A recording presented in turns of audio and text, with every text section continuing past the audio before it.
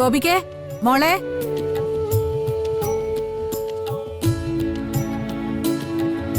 ഗോപികേ. ആ ദാ വരുന്നമ്മേ. ആ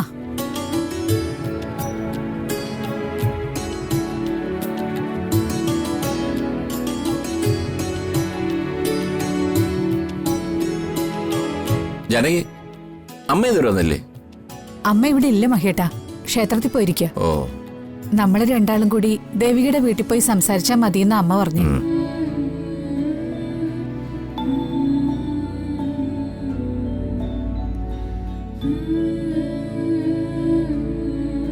എന്താ അമ്മേ, എന്തിനാ എന്നെ വിളിച്ചേ?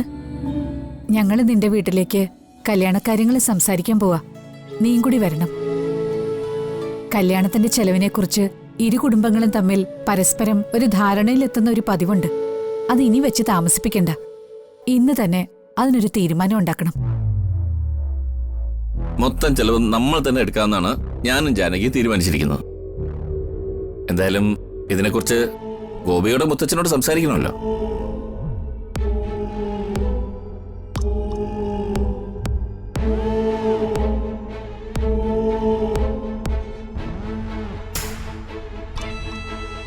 ഗോപിക, നീ എന്താ ചിന്തിക്കുന്നേ?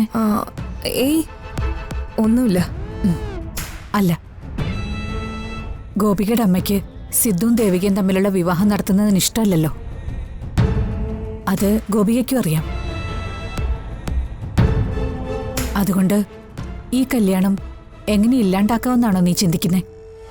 അയ്യോ, അതിനെക്കുറിച്ചൊന്നും ആലോചിച്ച് അമ്മ ടെൻഷൻ അടിക്കണ്ട. സിദ്ധേട്ടനെ തന്നെ കല്യാണം കഴിക്കുമെന്ന് എന്റെ ചേച്ചി ഉറച്ച തീരുമാനം എടുത്തിരിക്കല്ലേ. ആ സ്ഥിതിക്ക് ഇനി ആ തീരുമാനം മാറ്റിക്കാൻ ഞാനെന്നല്ല ആര് വിചാരിച്ചാലും സാധിക്കില്ല.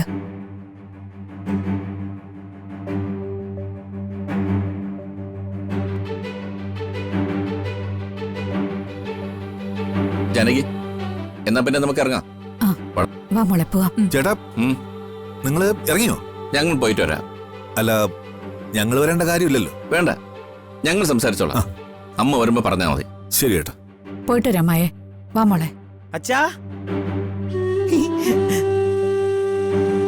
അച്ഛാ, നിങ്ങളെല്ലാരും കൂടെ എവിടെ പോവാ? ഇവരെ കുട്ടന്റെ മാലാഖയുടെ വീട്ടിൽ പോവാ. മലയുടെ വീട്ടിലേക്കോ? എന്നാ ഞാൻ വരട്ടെ. എനിക്ക് എന്നെ മലയെ കാണണം. അച്ഛാ വാ പോവാ, എന്നും കൂടെ കൂട്ട് വാ. സിദ്ധു, കുട്ട, മോൻ ഇപ്പൊ മാലാഖയുടെ വീട്ടിലേക്ക് വരണ്ട. എന്താ ഞാൻ വന്നാല്? മോൻ ഇപ്പൊ വന്നാലേ അത് ശരിയാവില്ല.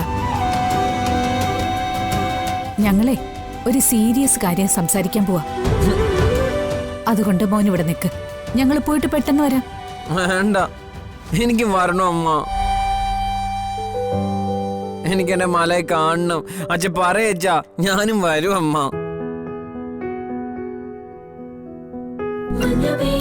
മലനിരയുടെ നെഞ്ചുപോ